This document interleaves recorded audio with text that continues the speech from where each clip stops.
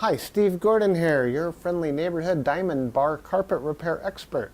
And if you found this recording, there's a good chance you're around Diamond Bar and you need your carpet fixed. Now, I'm not an actor and I'm not claiming to be. I'm a carpet repair guy and I'm just here to answer your most frequently asked questions about carpet repair. So enjoy my recording and call me if you have any additional questions, or certainly if you'd like us to fix your carpet, we'd be honored to do that for you. So like I say, look forward to hearing from you soon. Enjoy. Hi, Steve Gordon here, your friendly neighborhood carpet repair guy. And I promise you one thing, and that is I'm absolutely not an actor. So if you're looking for an actor to talk about carpet repair, you've come to the wrong place.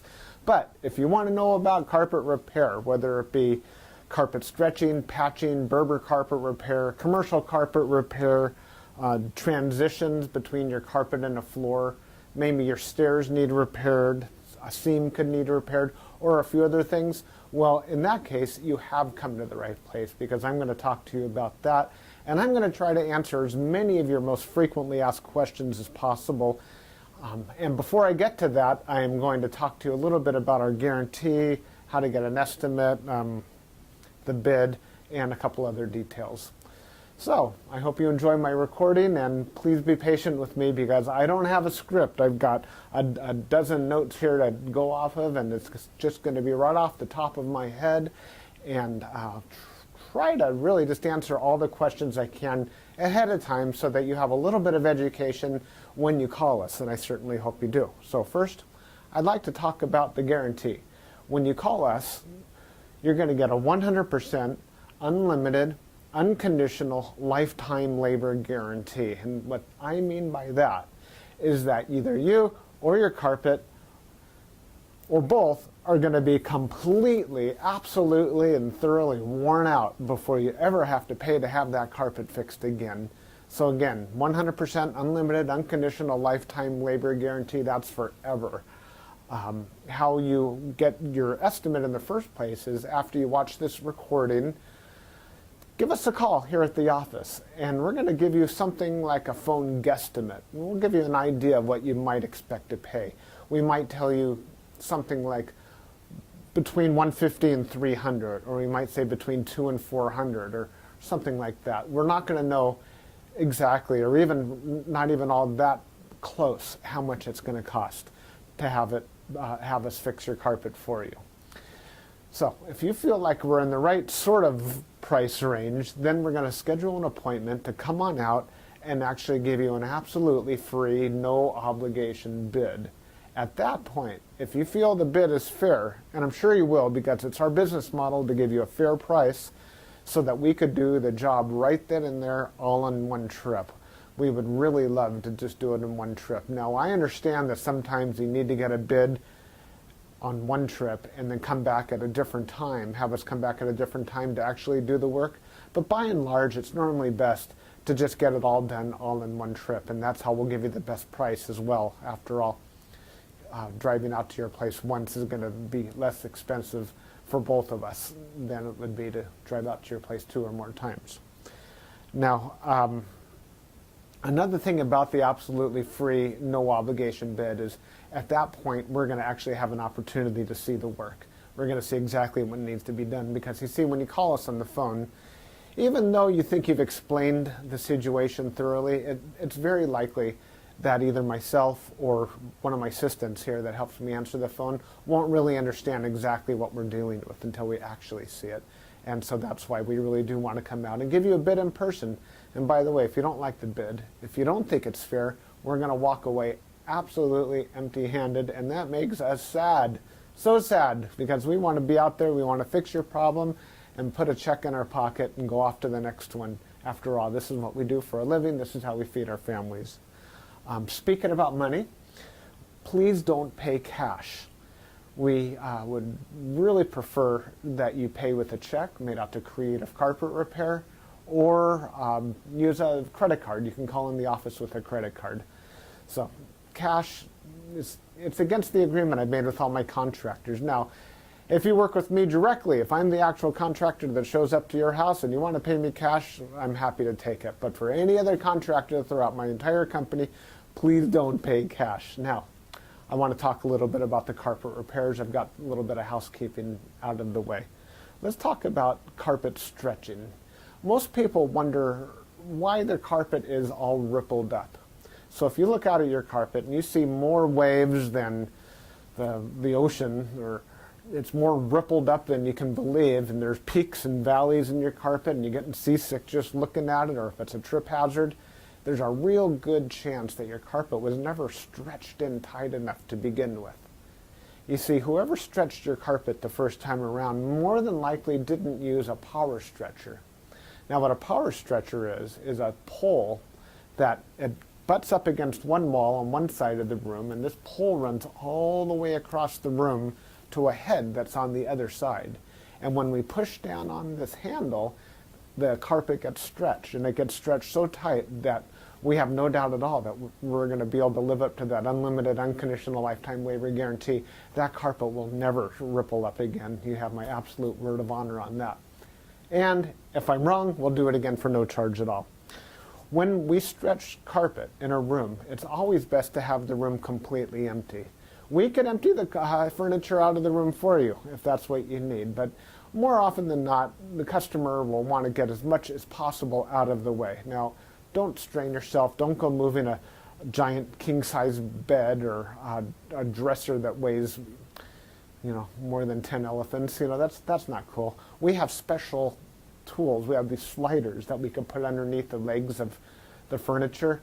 So even if your dresser weighs a couple hundred pounds and is harder than heck to move, we get those sliders underneath there, and we can move that stuff around if that's what we need to do. So don't strain yourself moving the furniture. Also, if you have a king-size bed and it's just completely unreasonable for whatever reason to move that bed, quite often we could stretch the carpet in that room without moving the bed. It's a lot more work. Those poles that I spoke about, they go actually underneath the bed, so we stretch the carpet right underneath the bed to the other wall. And it's a lot harder. It takes us a lot more time and effort, but it can be done. So that's a little bit about carpet stretching. We use a power stretcher. We don't just kick it in with our little Susie Homemaker little knee kicker, and it leaves a little bit of extra carpet at the end. We cut off that excess, and you'll see how much carpet we cut off when we're done. We throw it in a bag, and we tuck in the carpet along the edge, and boy, life is good. It looks so much better. One thing that you might be aware of when we finish, though, is if you had large ripples, the carpet could be soiled along the top ridge of those ripples more than at the valleys, and that makes sense. Where you're walking, that's where it's going to get more dirt. So after you stretch the carpet is a real good time to have the carpet cleaned. Also, the carpet's out of the room, and the furniture is out of the room, and it's just a great time to clean the carpet. It looks a lot better at that point. Mind you, like I said, this is unscripted, so I'm just going to talk to you about carpet repair. Now let's talk about Berber carpet repair for a minute. Berber carpet repair has rows. Well, Berber carpet has rows. And actually the word Berber carpet, or the name Berber, it isn't exactly accurate. Berber carpet actually comes from a place out in the Middle East, country or countryside, where the area is called Berber. The Berber people or something like that. Anyhow, it's a very expensive rug, Berber rug. That's the actual meaning of the word Berber rug. The Berber carpets that we find today are very similar. There's loops and there's rows, and if you pull on one of those loops, or rows becomes unglued somehow, it could make a run, what we call a Berber run. So when you pull on that thread, it's like it's unzipping right in front of you. It's like, oh my gosh, what has happened? I've got this zipper run going all the way across the room. Now your higher end Berber carpet, that doesn't likely happen. It almost never does. But the lower end, middle of the road and lower end Berber carpet runs all the time. So when we fix a Berber carpet, what we're going to want to do is take out the bad area and patch a new piece in there. Sometimes we could actually weave a little bit of some new loops right into the place where that carpet is come unfurled. But more than likely, we're going to want to put in a Berber patch in that area. One reason that Berber comes apart at the seams is because the carpet was never sealed at the seams well enough to begin with. Your carpet installer that originally installed that carpet was supposed to use a latex sealer or even a glue gun or something to seal the edges of the carpet. Now, if they don't seal the edges of the carpet, that's one reason that Berber carpet is going to unfurl like crazy. So when we put in a patch or fix a Berber carpet, that area gets sealed. Now, we give the unlimited, unconditional lifetime waiver guarantee on Berber carpet as well. But mind you, just because, let's say you have a 12-foot seam and we fix 3 feet of it, that's the part that we guarantee. The rest of the seam we're not going to touch. And you may have a problem with that in the future. And that's certainly not our business to cover something we've never actually worked on before. Now, after Berber carpet patching, I'll just talk about carpet patching in general. And this includes the Berber. When you call us to have your carpet patched, the first thing that we're going to ask you is if you have any extra carpet to do the patch with. If the answer is yes, well, we're golden. We're ready to do the job. If you say no, you don't have any extra carpet to do the patch with, we'll ask, well, can we take the carpet from a closet or maybe even from underneath a piece of furniture? Because what we can do is we can take a piece of carpet from a closet and patch it right into your damaged area. And it usually works out really well. Most people would rather have a piece of carpet missing out of their closet than have a terrible, nasty area in the middle of their room where they'll see it all the time. After all, inside the closet, you usually have that covered up with shoes and old photographs and baseball bats and everything you've ever collected in your life. More about carpet patching is if you don't have the carpet to do the patch, there's really nothing I can do to help you. So you're going to need to find that carpet to do the patch with before you bother having us come out there, because if we don't have the carpet to do the patch, we're stuck. Our hands are really tied. There's nothing we can do.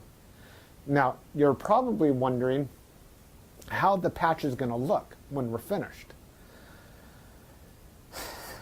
It's real hard to say, especially in a recording like this.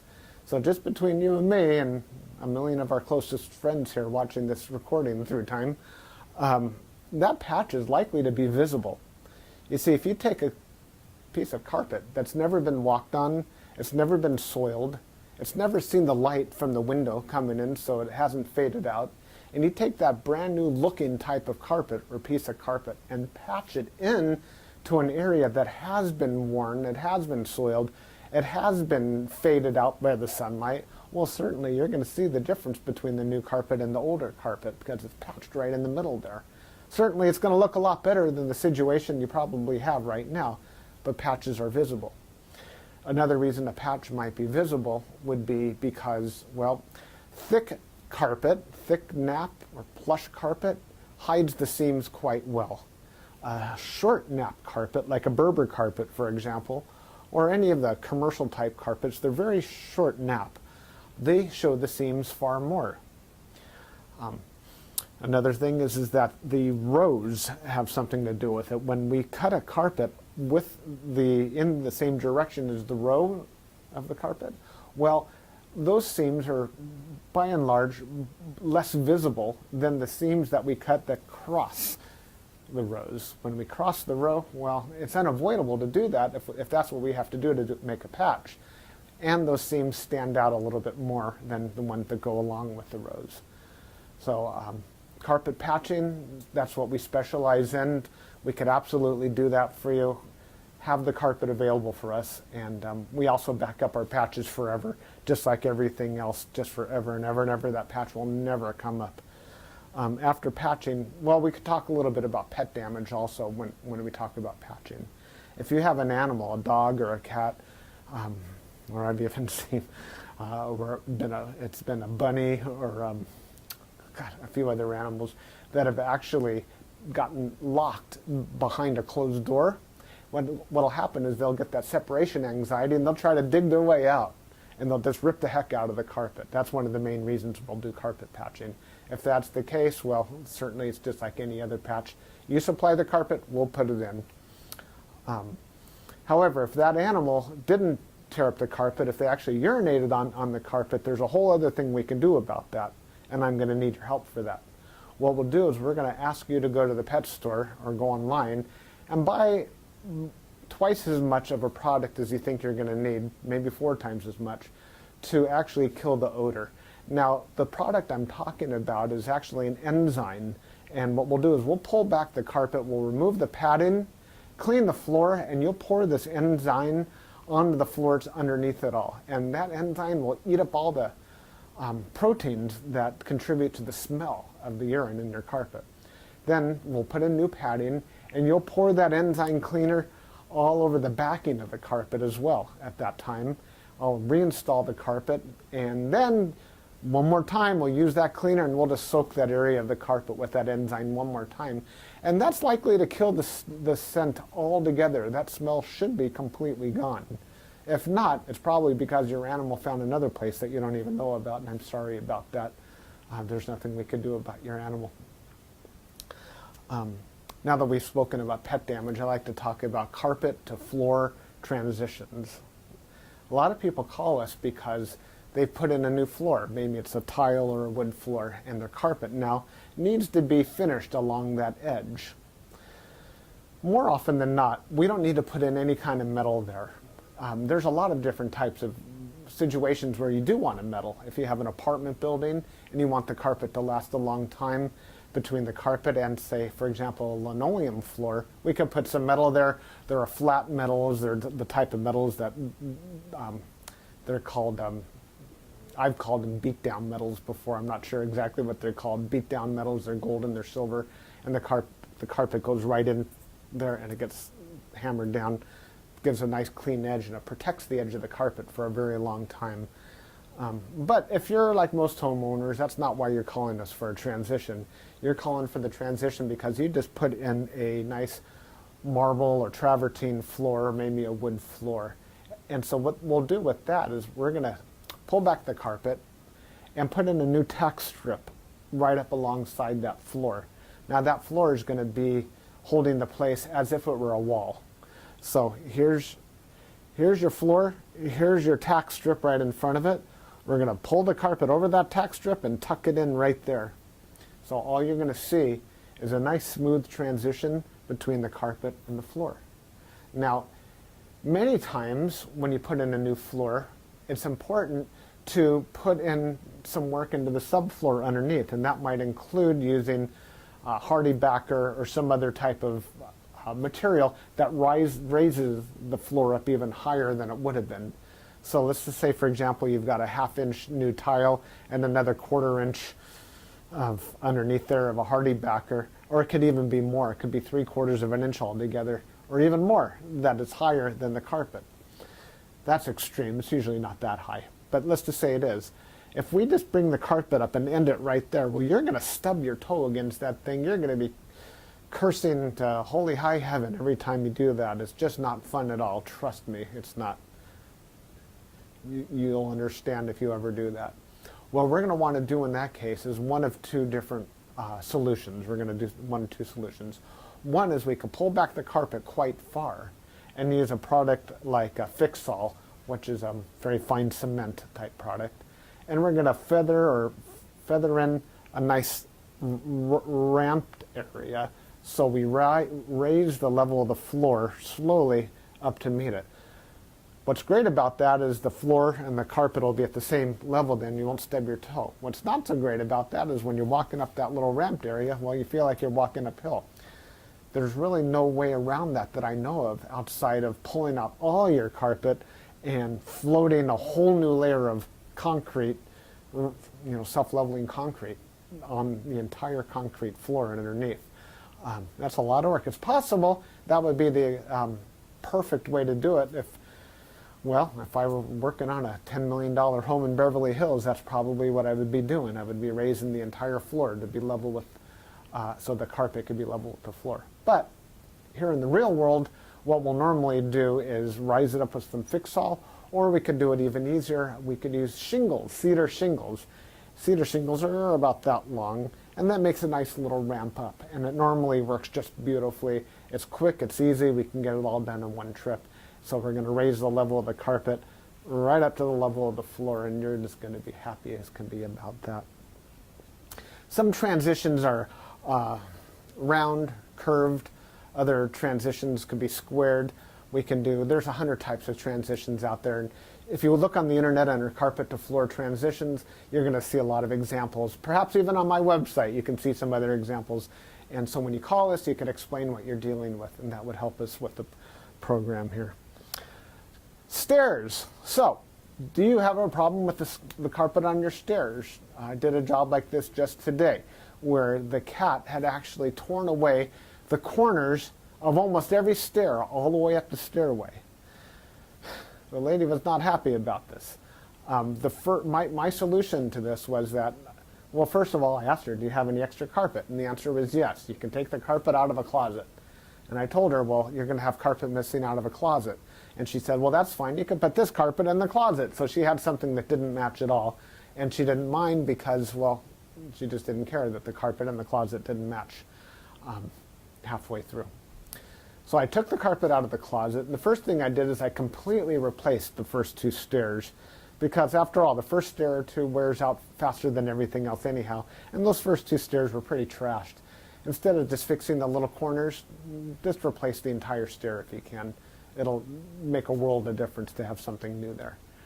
With all the rest of the stairs, I just did these little bitty patches all the way up one side and all the way down the other, and it was just beautiful. I think it gave her probably another 10 years of life to her carpet to fix those stairs. Another thing you could do with stairs, what some of my customers have done, and I love this idea, is replace the entire stairway by, well, let me back up a little bit. Let's just say you have a 3 or 4 bedroom house, and it's the same carpet throughout the entire house, and your stairway is pretty much in the middle of it all. And if you replace the carpet on your stairs, well, it's going to be a slightly different color than the rest of your carpet, and that's going to look low class, and we don't like that, do we? No, we don't. What I would suggest in that case is that we take the smallest room in the house, maybe a small bedroom or nursery, and pull the carpet out completely from the smallest room in the house and buy new carpet for that room. Then we have maybe a 12 by 12 piece of carpet, and we can replace the entire stairway with that carpet. That way it matches the entire rest of the house except for that one room. That'll easily save you $4,000, $5,000, $6,000, $7,000 right there. And it's a lot less work too. So I like that idea. You got a whole new stairway. A lot of people, you walk in the front door and there's the stairway right there. If the stairs look bad, it's hard to recover from that first impression. So take my word for it. That's a really great way of going. Now stairs. Commercial carpet repair. If you have commercial carpet and that needs to be repaired, it either has ripples and waves or it needs a patch. If it's rippled, it might need to be stretched. We've already talked about carpet stretching. On the other hand, it might have a different issue. It could be your commercial carpet was glued down to concrete to begin with. If that's the case, what we do is we actually take a knife and we just cut right down the middle of those ripples, cut right down those bubbles, and we will re-glue the carpet right underneath there and smush it all down, and believe it or not, those bubbles are going to be completely gone. They might be completely invisible when we're finished. You won't even see where we cut it, because where we cut it is exactly where we put it back together. The carpet will be nice and tacky before we push it back down. It's a great solution. But if the carpet needs to be stretched, well, we have to get the power stretcher out, and we'll fix it up that way. Now, if your carpet in your commercial building, say you have an office, is because, let's just say that you removed a wall between two rooms. If that's the case, you may have a strip of carpet that's missing. It's always a great idea to just get a completely different color. So if you have blue commercial carpet, go get a piece of red or black. Just something completely different, because a patch going all the way down through the middle of the room that's just a little bit off, it looks low class again. But if we put a strip of red down the room, or burgundy or black, people walk in and they go, oh yeah, these people have got some class. They got a decorative idea. So that's just my opinion. Use a completely different color if it's something goes all the way across the room.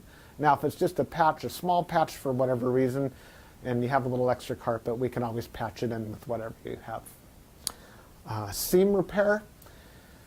Good news and bad news. The good news about seam repair is that we can make your carpet so the seam doesn't keep getting worse.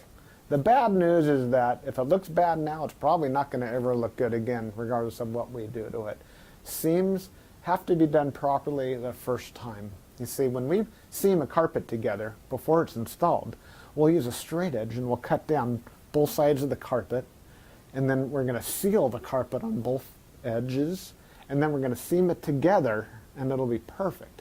When it's completely cooled down, then we stretch it in. If we go back and try to open up the seam and cut that carpet off and try to bring it together, the chances of it ever looking better are right around 0.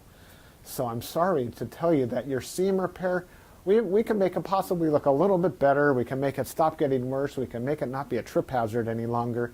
But don't have your expectations too high when it comes to seam repair. The last thing I want to talk about is flood damage. Now, if you're watching this right now and you've got a flooded out carpet, you are in a world of hurt, and I'm sorry. The first thing I would do if I were you is probably have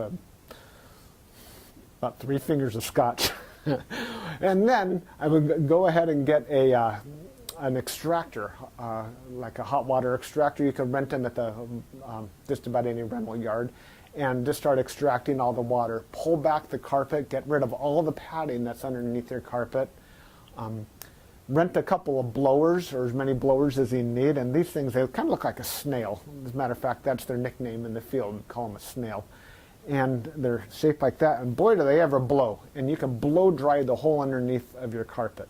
Set it up and get the carpet completely dry. At that stage, that's when you call us, and we can supply new padding, put a new pad, reinstall your carpet, clean the carpet for you if you're in an area that we do carpet cleaning, and life is good. You can put your furniture back and you'll be happy again. You don't have to do it yourself. If you want to call a company, even ours, depending on your area, can do that extraction for you as well.